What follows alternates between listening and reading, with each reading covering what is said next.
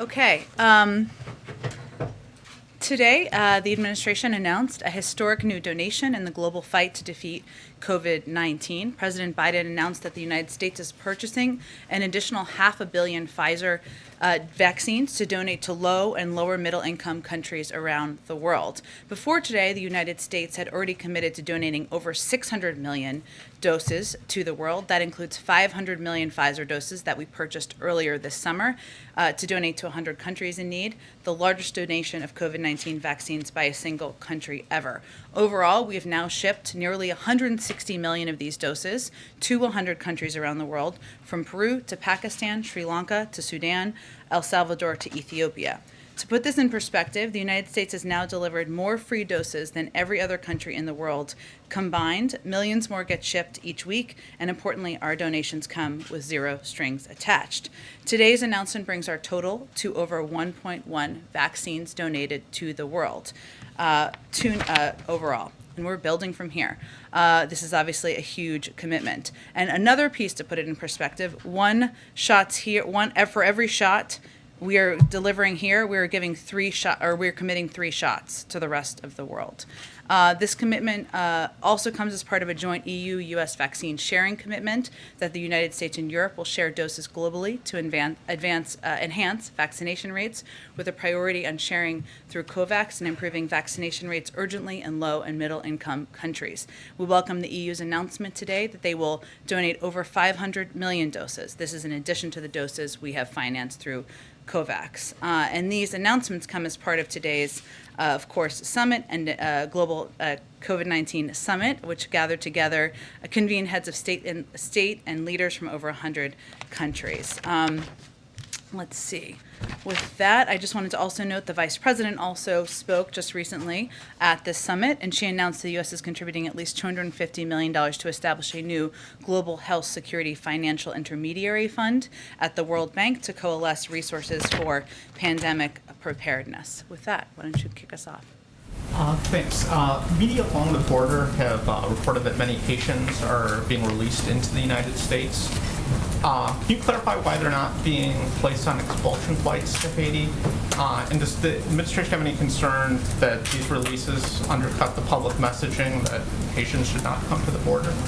Well, let me explain to you a little bit of how the process works. So DHS, the Department of Homeland Security, continues to expel migrants under CDC's Title 42 authority. Those who cannot be expelled, and this has been the case and been our policy and process for migrants coming from any country around the world under Title 42 and who do not have a legal basis to remain, are placed in either expedited, in a form of removal proceedings. And individuals who are not immediately removed are either placed in alternative to detention or transported to an ICE facility. If they are placed in an alternative to detention, there's also a process required, a legal document, a document they would have. As a part of that process, Border Patrol agents collect biometric and biographic information, fingerprints, photos, phone numbers, and an address in the United States, and also run a background check as a part of the process. And those who do not report, like anyone who's in our country without legal status, are subject to removal by ICE. I give you all of that to understand the different steps in the process. Obviously, there are flights. We need to have enough flights to transport individuals to Haiti or to other countries. And there are a range of flights, as you know, that are going to different parts of the world, depending, and those are in process. So if we're not, if there isn't a flight ready yet, those individuals may be placed in alternatives to detention, and there, as I noted, is this mechanism where these documents are required. And could you offer any further details on the call that happened late this morning between President Biden and President Macron? How long did it last? Sure. How was the tone? With how much, there was quite a bit of detail in the a readout of plans for the meeting. How much of that was worked out beforehand, before the presidents even got together? Sure. Well, as we've noted in the past, to take your last question first, there have been ongoing discussions and engagements at a variety of levels between the United States and France. So certainly the possibility of a meeting was something that was naturally discussed in advance, but also natural for the president to raise that and discuss it at the leader level. In terms of the tone of the call, it was friendly. It was one where we're hopeful, and the president is hopeful. This is a step in returning to normal in a long, important, abiding relationship that the United States has with France. It was about 30 minutes long.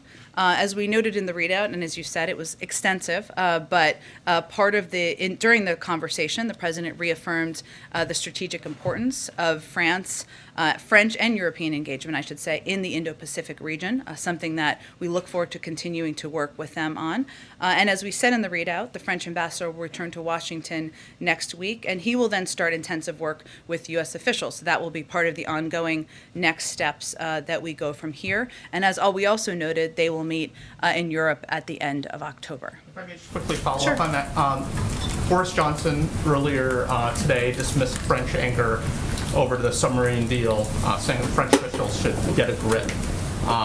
Substantively, does the administration agree with the Prime Minister's criticism that the French have failed to acknowledge the value of AUKUS and the submarine deal to global security? And then secondly, is calling on the French to get a grip helpful at this point?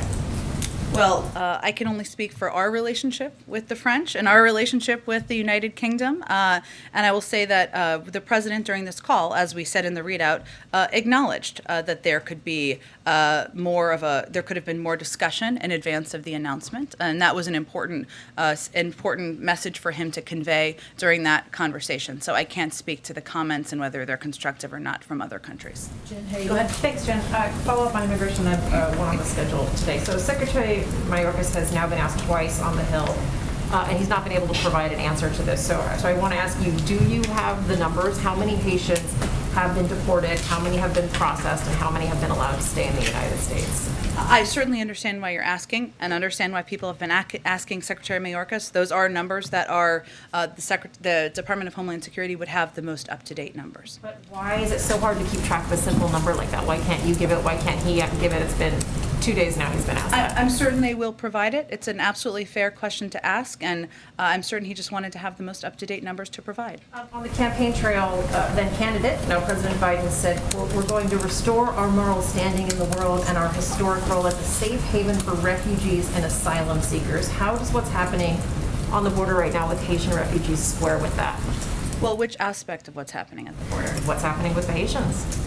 Do you mean the photos Them we've being seen, sent or do out, you the mean photos? Yeah, them not. Well, first, we understand and agree that this has been an incredibly heart-wrenching issue. We've watched the photos of Haitians gathering under a bridge, many with families, and the horrific video of the CBP officers on horses using brutal and inappropriate measures against innocent people. I think it's important to address that and separately address what our immigration policies are and understand that people are combining them, but that's why I asked that question. I would also reiterate that there is an investigation that will be completed by next week, which the Secretary confirmed, that will determine the next steps on both policy and personnel. All important questions people are asking, and in the interim, those individuals were placed on administrative leave and will not be interacting with any migrants. So as it relates to those photos and that horrific video, we're not going to stand for that kind of inhumane treatment, and obviously we want this investigation to be completed rapidly. I will say on the broader question you were asking, the president remains committed to putting in place a humane and orderly immigration system that includes an established and efficient process for applying for asylum, that includes a range of programs for individuals to apply to stay in the United States. That requires Congress acting, and it requires also health conditions improving as we are in the middle of a pandemic. And we are continuing to expel people coming from a range of countries as we are continuing to apply Title 42 because there is a global pandemic that is ongoing. So I would think it's important to note that our policies, our border restrictions are being applied not just to Haitians, but to people who are coming irregularly to migrate to the country from anywhere. More than 90,000 people were expelled in August. That was even before what we've seen in the troubling photos under the bridge. We are applying immigration laws. We are applying what are border requirements, and we are applying Title 42, which again is a health application given we're in a global pandemic. And just quickly on the schedule today, with all the Democrats that are here, would you describe where we at on the president's economic plan as a make or break moment? I would never describe it that way, but I would say, look, this is an important moment. We're in a pivotal period of our negotiations and discussions, and we always knew and have always known that as we get close to points where there are votes called or where there are key moments that Congress has on the calendar, that there needs to be deeper engagement by the president. That's what you're seeing happen today, as you've seen in our announcement of his schedule. He's meeting not just with leadership, he's also meeting with members of a range of caucuses across a broad spectrum of beliefs in the Democratic Party. And he sees his role as uniting and as working to bring together people over common agreement on a path forward. And that's his objective. So yes, these meetings are important. He's looking forward to hearing from people and looking forward to playing a role in bringing people together over achieving our shared goal of lowering costs for people and making the tax system more fair. Go ahead, April, and then I'll go. Jen, just bear with me because there are a lot of moving parts on this Sure. issue. Members of the Congressional Black Caucus were here today, meeting with the National Security Team, Cedric Richmond and Susan Rice. Yep. Can you give us an update, because they were talking about Haiti, the immigration issue at the border. Could you give us an update on that and what is expected for tomorrow's meeting with civil rights leaders, be it teleconference or what have you, with White House officials? Just what do you mean by an update exactly? An update on Can what you tell happened us in the what meeting? happened in the meeting, what was given to them, what did they ask for? Because black leaders are making big asks of this crisis moment. Tell me more about what you think they're asking for. Okay, what they're asking for, the asylum process, what does that look like? Reverend Al Sharpton is going to the border tomorrow to see what that looks like, if people are actually being able to get asylum who's here. Also, you talked about the condemnation of what the patrol agents were doing with the reins or whip, whatever, with the intent to lash, to hurt people, to keep them away from the border. They want to know, is that practice going to still be in place? Horses and the lashing, those kind of issues. So I just wanted to have clarity on exactly what you were asking about, April. That's it. On the second piece, there is an investigation that is ongoing that the Secretary of Homeland Security has made clear he wants to happen quickly, and he wants the outcome to be done by next week. Once that process is concluded, that will help be a determinant in any policy decisions and personnel decisions, both. All important questions. I'm sure that was what was conveyed as well. On the first part, I think in the answer I gave just a few minutes ago here, I think what we are conveying to anyone who are our partners, whether they are civil rights leaders, members of the CBC, and others who have important questions here, is how outraged we also are by these photos and this video, our commitment to this investigation, but also how our immigration processing system works. And in response to Amar's question before, what I tried to lay out is what happens, right? No matter where you are coming from, if you are irregularly migrating, we are still applying Title 42 because we are in the middle of a public health crisis. This is what is conveyed to anyone who has questions. Those individuals who are eligible to stay in the United States through a range of our programs, that they would be allowed to stay in the United States through a range of our programs. If they are, there are some who are placed into removal processes where they also can make the case, whether it's fear of returning back to countries, etc. They will go through the process as well. So I'm sure what they are doing is explaining exactly what our immigration processes are and reiterating as well our outrage at the photos and the video. But so bear with me because this is moving pieces. But with asylum, there are people, advocates, immigration advocates, especially for advocating for the Haitian migrants right now. They're saying that this administration is breaking UN policies and its own policies by moving people out before allowing them to ask for asylum. Is that the case? First of all, April, what we are doing, one, Haiti has temporary protected status. for people who arrived here before July 29th. That is not a status that most other people who are irregularly migrating from other countries have. As individuals, as we go through this process, as I outlined just a few minutes ago, individuals who cannot be expelled under Title 42, a range of reasons why they may not be able to be, those individuals are placed into removal proceedings. That is where the process would take place, where they would apply for a variety of programs. While they're in that process, they are required to also provide biometric and biographic information and data. So that's how the process works. What is important for people to know and understand is that this is how our immigration and border requirements apply to everyone, whether they're coming from Haiti or any country in South or Central America. You have Africans as well, that you said there are people from other places, but you have Africans, Cameroonians, Ugandans, and Senegalese who are coming to that border as well.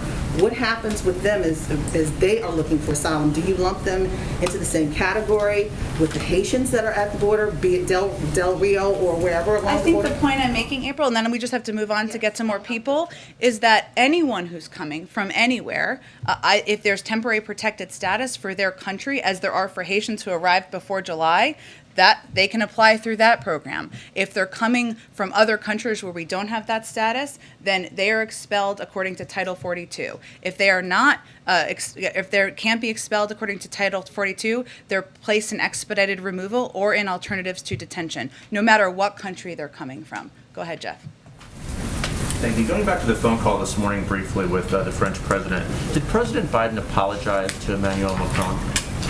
He acknowledged that there could have been greater consultation. And the call, again, as I stated earlier, was a friendly call, and there was agreement that we wanted to move forward in our relationship. The French translation said that open consultation, quote, would have made it possible to avoid this situation.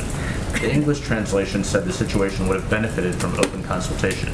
So similar, but not entirely the same. So did the president apologize to his French friend? He acknowledged there could have been greater consultation, but again, this call was really focused on the path forward and returning back to normal and the important work we have to do with the French ahead. Was the president, using this as a learning point perhaps, who does he believe, or should he have been more aware of the potential fallout from this? Has he had conversations with any staff members like the Secretary of State or the National Security Advisor about exactly how this breakdown happened? We always look to assess how we can make improvements to how we do consultations, and certainly they'll apply, and that part of that happens through conversations with members of his national security team, and we'll work to apply those moving forward. Does he hold Jake Sullivan responsible for this? He certainly doesn't hold anyone. He holds himself responsible, and certainly, though, he has a responsibility to talk to his team always about how we can best manage our diplomatic relationships, and that's what he does in any scenario. One more small question Yeah. on the meetings this afternoon. On the price tag, is the president still committed to the $3.5 trillion price tag, or does he believe now that more flexibility on that number is warranted?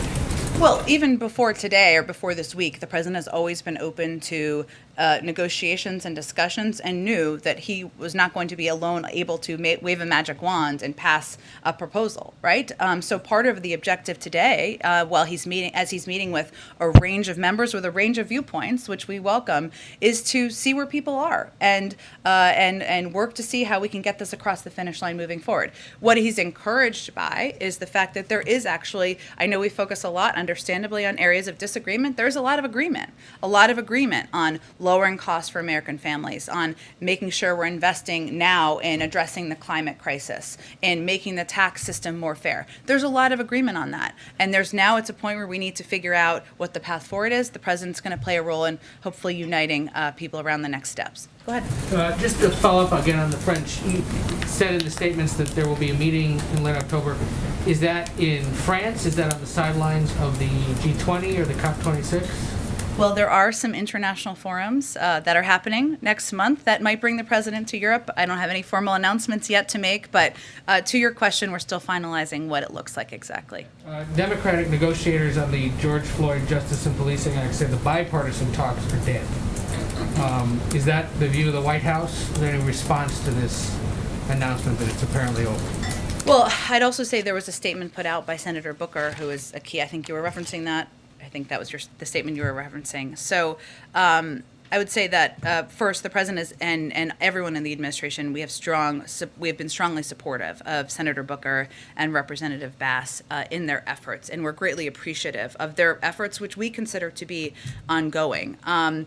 Unfortunately, Republicans rejected reforms that even the previous president had supported and refused to engage on key issues that many in law enforcement were willing to address. And so we are disappointed. The president is disappointed, even after Senator Booker and Representative Bass did yeoman's work, even after they worked to secure law enforcement support and showed they were willing to find consensus. So yes, we acknowledge, of course, what the negotiators have conveyed publicly at this point in time. I can convey to you that in the coming weeks, we're going to consult the president. We will all, our team, will consult with members of Congress, the law enforcement, civil rights communities, and victims' families to discuss a path forward, including potential executive actions the president can take to ensure we live up to the American ideal of equality, justice under law. And on the situation on the southern border, there was a meeting today with members of the CBC. The vice president talked to the Homeland Security Secretary to express concern.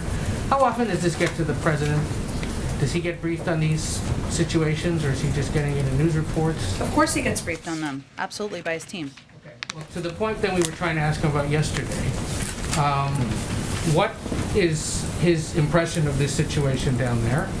What does he make of how those Border Patrol agents were seen to be interacting with these migrants? And, you know, where is he on dealing with these wide range of immigration issues that continue to challenge this government? Well, Ed, on the subject of the video footage and the photos, the president was horrified by that, just as we all were. He, of course, received a briefing and update from his national security team on the efforts by the Secretary of Homeland Security to launch an investigation, and one that he would like to see concluded rapidly. As it relates to our efforts to implement our immigration laws and border requirements, the president is quite hopeful, as he conveyed on his first day in office when he introduced an immigration bill, that we can take steps to put in place a more humane, a more orderly system, especially after a very broken one over the last several years, that has better asylum processing, that has a better system and a range of programs individuals can apply to. The president also believes and knows, as we all do, we're in the middle of a global pandemic, and we need to continue to administer Title 42, which expels individuals who come to the border. So he is horrified by the photos and the footage. He is also committed to implementing and abiding by our laws. And what is your understanding of what transpired in the Oval Office yesterday when we were all in there trying to hear from the president and the prime minister? Which aspect? Well, the British prime minister in the American Oval Office called out British reporters, and then when American reporters tried to call in the American president, we were escorted out, let's put it that way. Well, I think in that circumstance, and I think our relationship with the United Kingdom and with Prime Minister Johnson is so strong and abiding, we will be able to move forward beyond this. But he called on individuals from his press corps without alerting us to that intention in advance. Go ahead. Thank you, Jen. Just following up on this very basic but very important question. You're telling us that the DHS chief has the most recent numbers about how many of these Haitians under the bridge have been sent back and how many have been released into the U.S. The DHS chief is telling us that he doesn't know. So who else can we ask? You can certainly ask the Department of Homeland Security. I am confident, Peter. I am confident he wanted to have the most up-to-date numbers, and we will venture to get you those, I promise you, this afternoon. Is this an issue of not knowing, or is this an issue of a lot more people are being released into the U.S. than are being sent out? That is certainly not the issue. First, I think it's important to reiterate what I conveyed earlier about what the actual process is. Individuals are expelled under Title 42. If they can't be expelled under Title 42, they are put into a removal process. If they are put into a removal process, they're either transported to an ICE facility or released with a legal document. That legal document includes fingerprints, photos, phone numbers, an address in the United States, and a background check. That's the process that transpires. That's a part of our immigration process, regardless of where you're coming from. And just because you keep using Title 42 to defend this administration's immigration policies, that is a Trump-era regulation. You guys came in saying that the Trump-era immigration policy was very inhumane. Title 42 is not an immigration policy. It is a health authority because we're in the middle of a pandemic. The Trump administration approach to immigration was inhumane and was immoral. That's why we need to put a new policy in place, and we need Congress to pass that policy. Unified control, democratic control of Congress. Many months in office, you have not even tried.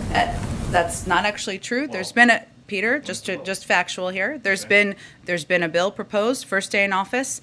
Currently, it was proposed as a part of steps were proposed as part of the reconciliation process. Right, the parliamentarian rejected that proposal. They're going back and proposing new options. President supports that. He would like to see immigration reform passed into law, more humane processes. Just one more. Has President Biden ever been to the southern border?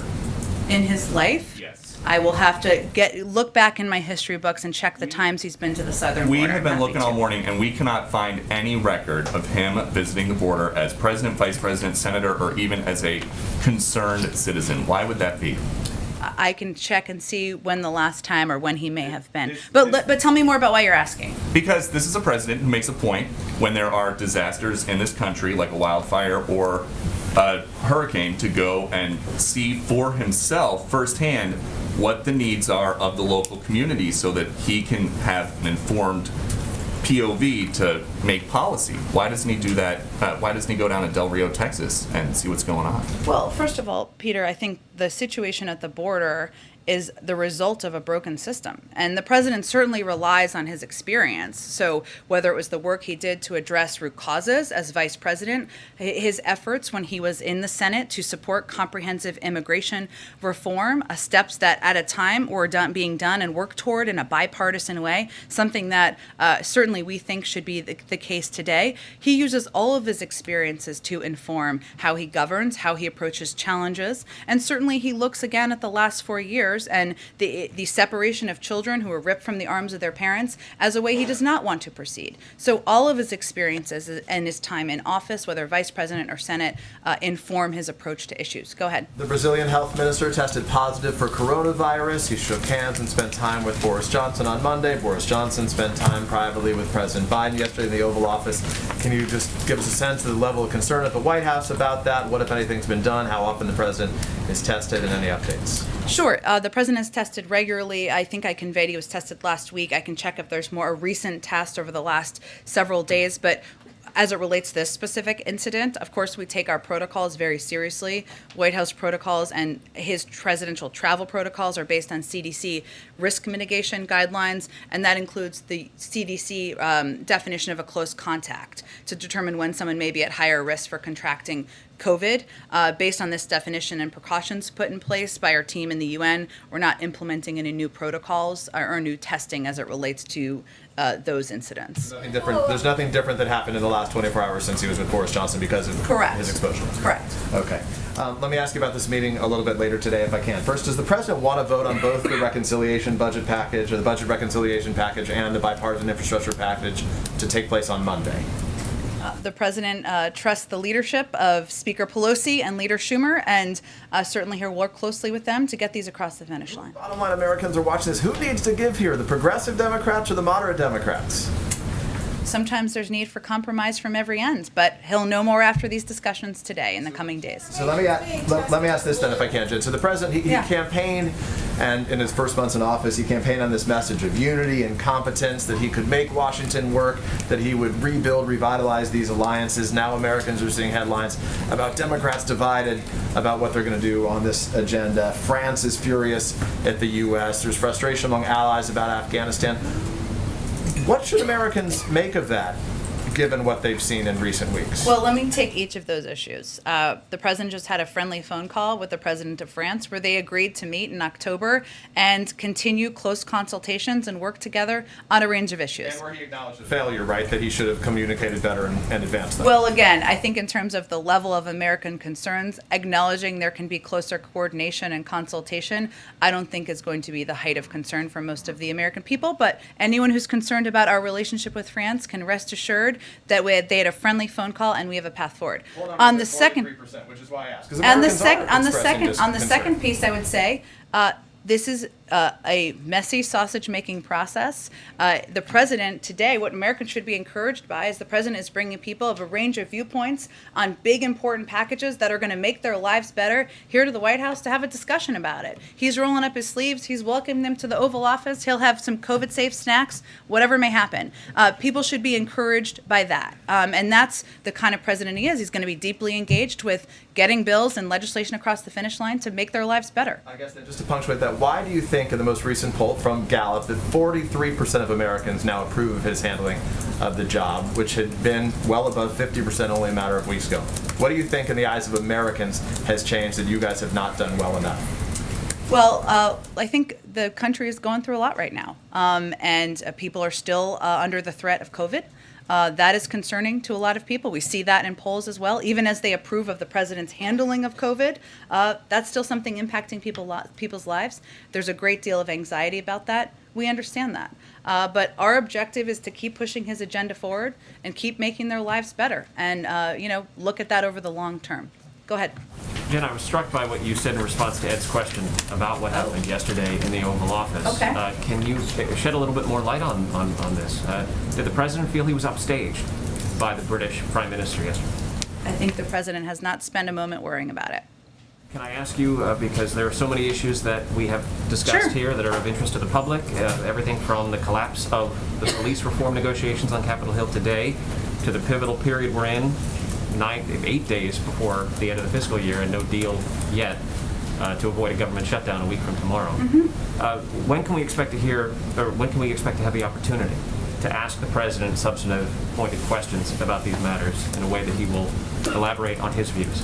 Well, first, the president knows that he was elected not just to get the pandemic under control and put people back to work, but protect our democracy and stand up for what's right and be transparent. And certainly part of that is engaging with all of you. I would note that he answered questions 135 times leading up to September, 3 times last week. And he'll keep looking for forums to answer questions from all of you, something that he sees as vitally important to our democracy. But in this month of September, most of the occasions we've had have been fleeting. In fact, there are some occasions where he's only taken one question and walked away, and most of those occasions have occurred outside of this building. So when can we expect to have an opportunity to actually ask the president questions in a formal setting? Again, Steve, I'm not trying to diminish or ask for a formal press conference, which certainly I'm sure we will have another one. But I will convey to you that as it relates to providing information to the public, elevating the importance of the freedom of press to our democracy, that I don't know that the format, whether it is multiple shorter Q&As or a longer formal press conference, is at the top of the list of the American public's concern. We intend to raise the matters of concern to the public at those press conferences. Thank you. As you have during 140 times you've asked the president questions. Go ahead. Thanks, Jen. A couple to follow on Macron first. The French had called for the cancellation of the EU-US Trade and Tech Summit in Pittsburgh next week. Mm-hmm. After the phone call today, do you expect that to go forward? We're still, our officials who are planning to attend are still planning to attend. With no sense of if the Europeans are. We're continuing to plan for an inaugural meeting of the group in Pittsburgh as a follow-on to the commitment made several months ago. The readout said that the U.S. was committed to reinforcing support for French counterterrorism operations. I'm wondering if that is sort of a broad, we're allies and partners, or if that was, we should read between the lines that is some new commitment that we've given to the French in terms of like tangible support. I would read it more as the former, in that they're an important partner in the Indo-Pacific. They're an important partner around the world, and certainly addressing the threat of terrorism that has metastasized and changed over the course of the last 20 years is a vital priority for us, as it is a vital priority to the French. And as I noted, when the ambassador comes back, there'll be consultations. Obviously, there'll be a meeting between President Biden and President Macron, and I'm sure they'll discuss this and a range of issues. Fed today shifted forward their projections of when the economy would be ready for a rate hike, which suggests economic strength, which I assume you'd be happy about, but obviously many Americans are still struggling, so I wonder if you agree with that assessment from the Federal Reserve. We certainly agree with the independence of the Federal Reserve and their right to make decisions it deems necessary on monetary policy. I would note that even just yesterday, the OECD projected 6% GDP growth, certainly a positive sign, which is nearly double what was projected in December. And the OECD also increased its projection for U.S. GDP growth in 2022. So we've seen a number of positive signs as it relates to economic growth. That doesn't mean that every issue, to your point, every American is having as it relates to inequality or access is solved. It's not. But our focus and our policies is to address those over the long term. On the congressional meetings today, sort of the format of them, you seem to have leaders coming in, then moderates, then progressives. Why isn't everybody in the same room? I mean, I think we've heard from all three of these people where they are, and it seems like you're kind of inviting an echo chamber rather than a chance for people to hash it out with the president sort of playing Look, I think the president wants to hear from everybody on what they're most excited about, what concerns they may have, and he wants to play a role in hopefully unifying members of the party around the path forward. And he felt this was the most constructive format at this point. I will tell you, this is probably not going to be his last engagement with a single member of Congress in these important days forward. Go ahead. Thanks, Jen. I wanted to ask, just build on something here. Did President Biden offer French President Macron any commitments to make feelings feel a little better? And in addition, did Macron ask for anything? Well, I can't. I'll point you to the French to speak to President Macron. I would say that the conversation was really about the path forward. And as I noted, the president acknowledged that greater consultation would have been helpful in this case, but it was about how to work together as we look ahead. It was not about offering a specific proposal or policy item. Can I ask you about immigration? Now that the parliamentarian has ruled against including immigration in reconciliation, and I recognize that Democrats are going to push for other avenues within reconciliation. Yep. But beyond reconciliation, what is the Biden administration's path forward for immigration? The president, as a candidate, campaigned on this issue. What type of relief is possible, and what can the Biden administration do to bring that? Well, first, I would say our current and immediate focus is on supporting the efforts of senators who have been vocal about their desire, as you said, to put forward alternate proposals to be considered by the parliamentarian and see where that goes. There are a range of passionate leaders in the Senate, in the House, who want to see immigration reform happen.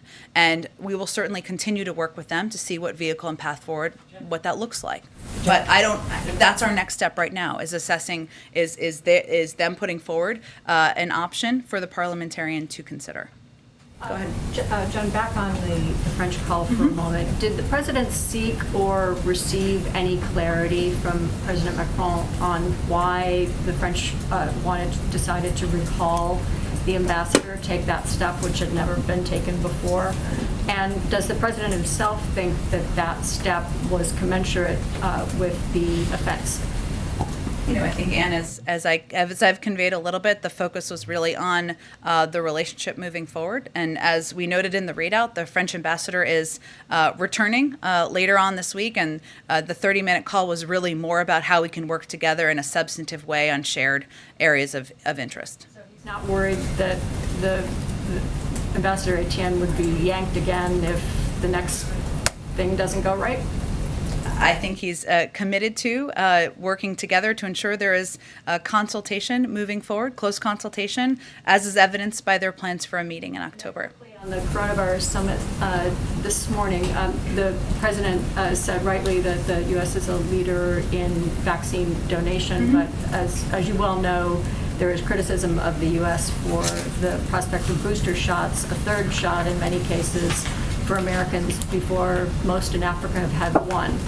Was that a topic of discussion? Why didn't we hear anything from the president or from the UN ambassador on that point today in their opener? Well, we're now donating 3 shots globally for every 1 shot we've put in the arm of an American. And our view continues to be that we can do both, and it's a false choice.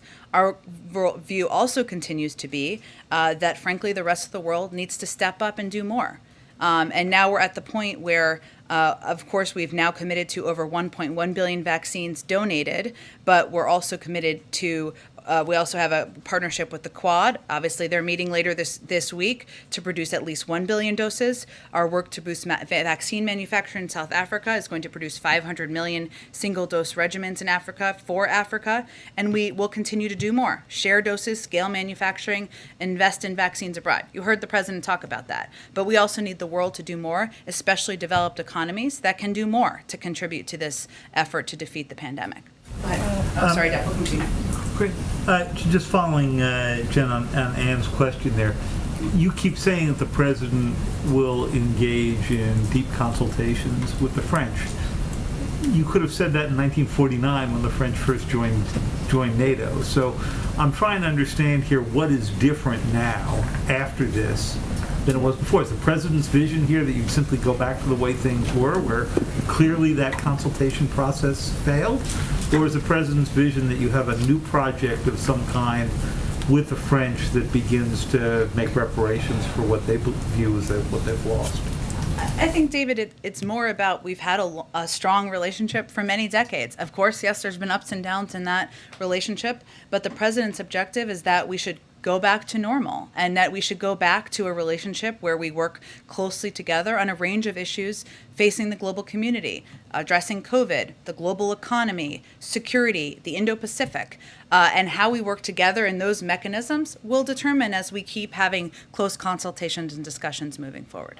One question on the Quad meeting, which is coming up on Friday. So they'll have the Australians there, but then you'll also have India and Japan. Would you envision for them a similar kind of military role that you've now defined with the Australians? AUKUS, what would it become? JAUKUS? JIAUKUS? Awkward AUKUS? I don't know, something like that. Yeah. Look, I think, David, that the announcement of AUKUS last week was not meant to be an indication, and I think this is a message the president also sent to to Macron, that there's no one else who will be involved in security in the Indo-Pacific. Of course, it's a topic of discussion, an important topic in conversations, with the French, with a range of countries who have a direct interest in the region. I can convey to you that we will have a preview call on the Quad meeting, which I know there's a lot of excitement about, for probably tomorrow in advance of that meeting, where we'll go through more detail of the planned agenda for the meeting as well. Go ahead, Jeff. Jen, China's Evergrande agreed to settle interest payments on a domestic bond today. I know this is very wonky, but it's impacted. We love wonky in here. The market. Everyone's a nerd in here in some way. Is the White House satisfied with that solution, and do you have more concerns about contagion from that particular company?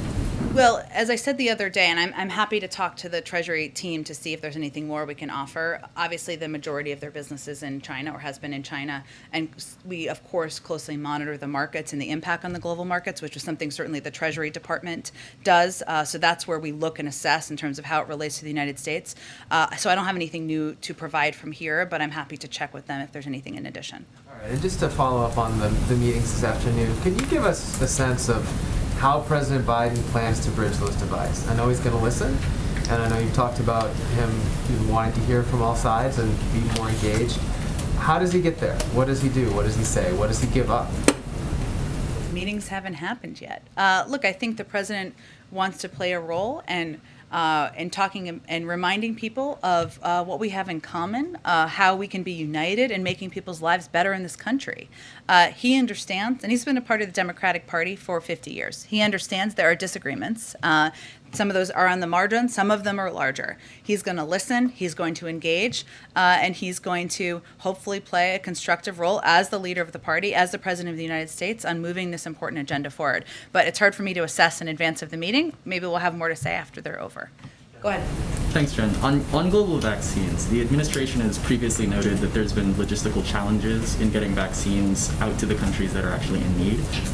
Just with this latest round that you just announced today, has the administration adopted any new strategies for increasing the actual deployment of these vaccines, not just the procurement of them? Well, those cases, I don't know if are you referring to any specific country or just... In general, you all have noted that it is difficult. You're right. It has been. What is a good sign, I should say, is that because we've now donated vaccines to a range of countries around the world, we've been able to work through some of those regulatory, legal, logistical hurdles that have been challenges in some places. There are requirements in some countries as well that they have needed to address in order to make it easier to donate vaccines, whether it's ability to transport or maybe they have regulatory requirements. But now that we've done rounds of donating 160 million doses to a range of countries in the world, it should be easier moving forward. And building off that, are the places where these vaccines that you just announced going, are they the same range of countries that you all previously announced? Yeah, they are. So we're going to donate these doses to the same 100 low-income countries as we previously announced a donation of the 500 million doses to in June. So specifically, that's 92 low and middle-income countries as defined by Gavi's COVAX Advanced Market Commitment, and all African Union member states, and 8 additional countries to cover the African Union: South Africa, Namibia, Botswana, Gabon, Equatorial Guinea, Libya, the Seychelles, and Mauritius. Quickly, just on police reform, you mentioned earlier that this is not going to be the end of the administration's efforts, but are we looking at an end of bipartisan efforts in this way? When Biden goes back on the Hill to talk with Democratic leadership and potentially taking executive action of his own, are we going to see another round of attempting to work with Republicans on this issue, or is this officially a place where Democrats just think they have to go it alone? Well, we're never going to close the door to bipartisanship. Obviously, they just made this announcement today, and we'll see through consultations what the best steps are moving forward. And again, as I noted earlier, that includes leaving the door open to executive actions. Go ahead. Thanks, Jen. What's the level of concern right now at the White House about the possibility of a government shutdown next week? Well, until a CR has passed that funds the government, we'll certainly have a concern. But our goal and our focus is on preventing that from happening. Obviously, the House passed the CR with including raising the debt limit attached. The Senate could pass that today, and we could all rest easy. The government's not going to shut down. The American people could rest easy. We'll see what happens. Has OMB started working on contingency plans for that possibility of a shutdown?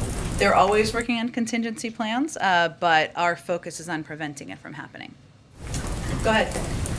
Jen, I spoke with several organizations that have been helping Haitian migrants, and they're saying that even though you have been saying that the U.S. is going to continue with the immigration policy that we have, that it's not a fair process, and for a country that talks about racial justice in this country, that the policies aren't applied accurately. And so I asked them what are some things that they were talking about, specifically on the metering.